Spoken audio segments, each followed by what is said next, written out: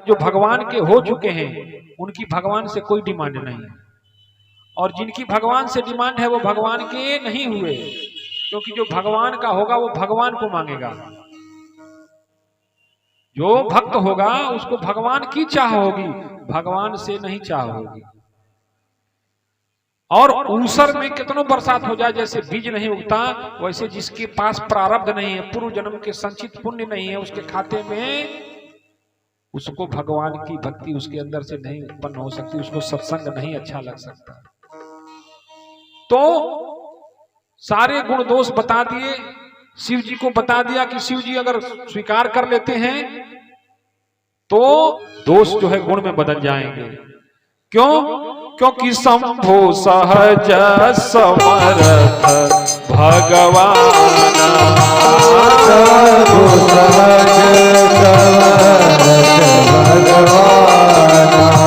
शंभो सहज समर्थ भगवान,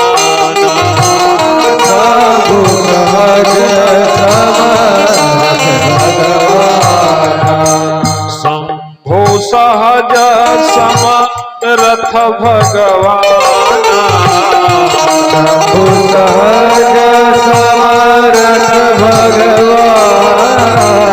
यही विवाह सब विधि कल्याण, यही विवाह सब विधि कल्याण, यही विवाह सब विधि कल्याण, यही विवाह विधि कल्याण, यही विवाह सब विधि कल्याण। और इनके और शिव जी के विवाह से सबका कल्याण होगा। पर शिव जी को कौन प्राप्त कर सकता है? शिव का अर्थ होता है कल्याणकारी। तो कल्याण की भावना जिसके हृदय में होगी वही शिव को प्राप्त कर सकता है। और कोई भी कल्याणकारी कार्य करने के लिए तप करना पड़ता है। अब अशोक ये करा रहे हैं आयोजन, तो अशोक को पता है कि कितना तप करना पड़ रहा होगा, तो ये हो रहा है। ऐसे कल्याण की चर्चा कर देना आसान है, पर उस मार्ग पर चलना, चल के दिखाओगे तो समझ में आएगा। कल्याण की चर्चा करना आसान है, और कल्याण करना, कल्याण के कार्य को व्यवहार में उतारना, जमीन पर उतारना, दोनों में अंतर है। इसलिए नारद जी कह रहे हैं कि इस विवाह में सबका कल्याण है, पर बिना तप के यह संभव नहीं है। बिना तप के शिव नहीं प्राप्त होगा, बिना तप के कल्याण नहीं प्राप्त होगा। इसलिए जो तप करे कुमारी तुम्हारी, जो तप करे कुमारी तुम्हारी, जो तप करे कुमारी तुम्हारी, जो तप करे कुमारी तुम्हारी, भावियों में सकहीं त्रिपुरारी,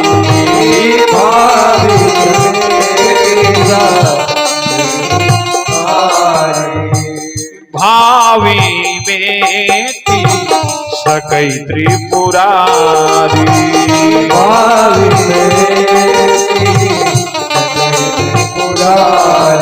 अगर आपकी पुत्री तप करे, तप क्या है?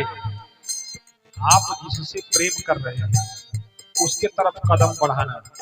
तप क्या है? संसार के विषयों से मन हटाना। तप क्या है? लोगों के प्रमाद को सहना, सहते हुए भी विचलित नहीं होना। लोगों के प्रलाप को सुनना और सुन करके भी धैर्य नहीं खोना। यही तो सबसे बड़ा तप है। यद्यपि बर अनेक जग माही, यद्यपि बर अनेक जग माही, यद्यपि बर अनेक जग माही, यद्यपि बर अनेक जग माही, एही कह शिवा तजी तो सरनाही, एहि कर सिवा दूसर नाही, एहि कह सिवा तजि दूसर नाही, एहि कर सिवा तजि दूसर नाही, तजि दूसर नाही, तजि दूसर नाही। यद्यपि तो अनेक वर हैं इस संसार में, यद्यपि संसार में वरों की कमी नहीं है। आपकी जो पुत्री है उसके योग्य अगर कोई वर है वो सामर्थ्यवान शिव जी ही रखते हैं। क्यों? क्योंकि शंभो सहज समरथ भगवान,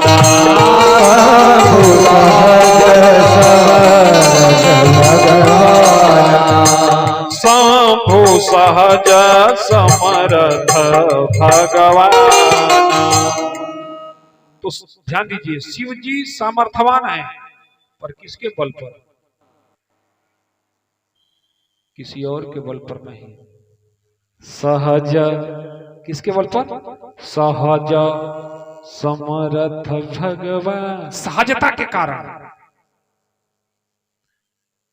व्यक्ति जब सहज होता है तो वो परमात्मा का हो जाता है, और फिर उसको संभालने की जिम्मेवारी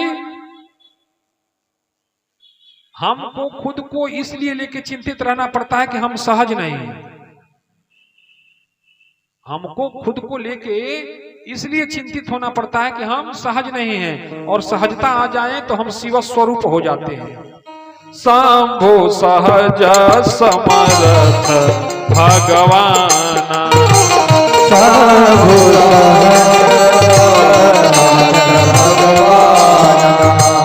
यही विवाह सब विधि कल्याण, यही विवाह सब विधि कल्याण। और जब तक जीव सहज नहीं होगा तब तक उसको भक्ति का अनुभव नहीं होगा। जब तक जीव सहज नहीं होगा तब तक उसको भक्ति का अनुभव नहीं होगा। सहज सरल सब सन छल ही ना, इसलिए शिव जी से ही इसका विवाह होगा।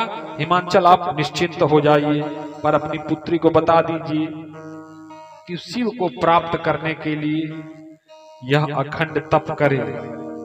ऐसा उपदेश देकर के नारद जी चले गए। अब इतना सुनना था। मैना रोने लगी, क्या करें, मन बहुत दुखी है। एक बेटी भी हुई तो एक साधु जी आए, नारद जी आए, क्या क्या आकर के बता दिए। मैना जी विलाप करने लगी। हिमांचल जी ने उठाया, कहा रे सुनो, ध्यान दो, अगर कुछ समस्या है तो उसका समाधान भी तो बताए हैं ना। और हम लोग तो बड़े सौभाग्यशाली हैं कि हमारी बिटिया का विवाह शिव से होगा। क्या हुआ, थोड़ा तपे न करना पड़ेगा, थोड़ा तपे न करना पड़ेगा। तो मैना बोल पड़ी कि जो घर बरो कुल होई अनूपा,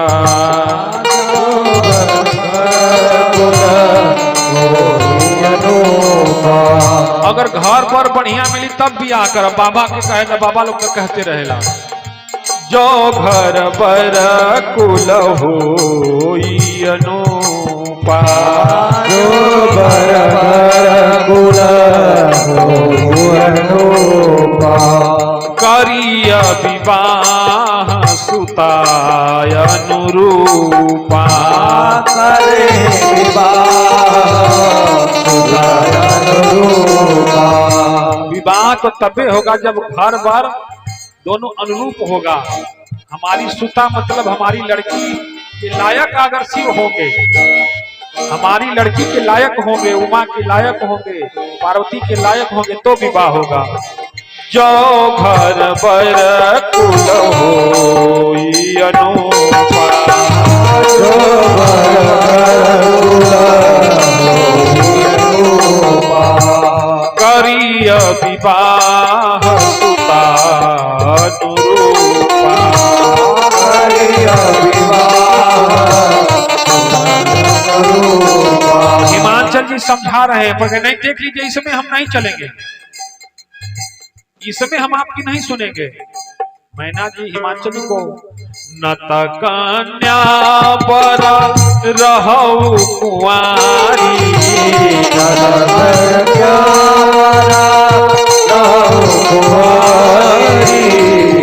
आप क्या जानेंगे, जन्म हमने दिया है, कितना पीड़ा होता है वो हम जानते हैं।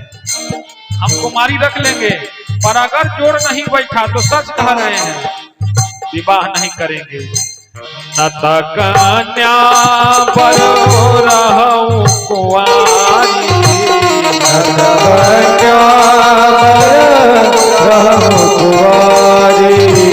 कांतउ मम प्राण प्यारे,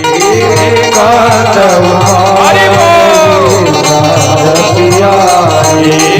कांतउ मम प्राण प्यारे,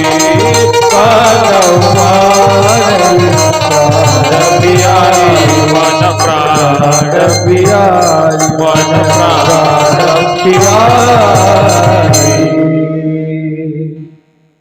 हमारा प्राण बसता है हमारी बिटिया में, तो ऐसे तैसे किसी के साथ नहीं कर देंगे, बेमेल विवाह नहीं करेंगे। ये समस्या आज की नहीं है, तब की समस्या चली आ रही है। अगर मन के अनुरूप नहीं होगा, जो न मिलहि पर गिरजा ही जोगु, गिरजड़ सहज कहा ही सब लोग। अगर देख लीजिए नारद जी से अकेले अकेले बतिया लिए हैं ना, अगर बेटी का विवाह कर दिए तो लोग आपको जड़े कहेंगे। क्या कहेंगे? जड़ जड़ कहेंगे आपको, चेतन नहीं कहेंगे। आंख खोल के देख लीजिएगा, नारद जी के कहने पर केवल मत जाइएगा।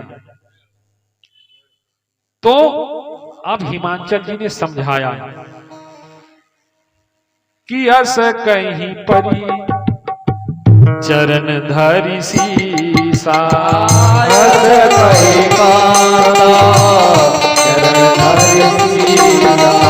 हिमांचल जी ने मन ही मन भगवान शिव को प्रणाम किया, कहा हे प्रभु आपकी महिमा को हमारी पत्नी मैना नहीं जानती है, इसलिए इसके अपराध को क्षमा कीजिएगा। आस कहीं परी चरण धरि सीसा, चरण धरि सीसा, बोले सहित स्नेह गिरीसा, बोले सहित गिरीसा। हे मैना ध्यान से सुनो, सबकी बात बदल सकती है, लेकिन नारद जी की बात आज तक कटी नहीं है। ध्यान तो हो सकता है कि अग्नि जल बरसाने लगे और जल गर्म हो जाए, चंद्रमा आग उगलने लगे और सूरज शीतल हो जाए। ऐसा हो सकता है कि ताप देने वाला सूरज जो है शीतलता देने लगे, शीतलता देने वाला चांद अग्नि देने लगे, अग्नि जो है वो शीतल हो जाए। वरु पावका प्रगटे शशि माही,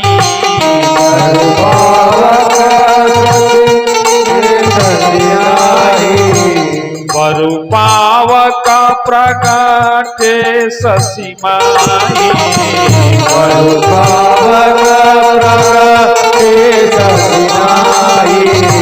नारद बचन अन्यथा नहीं, नारद बचन अन्यथा नहीं, नारद बचन अन्यथा नहीं, नारद बचन अन्यथा नहीं, अन्यथा नहीं।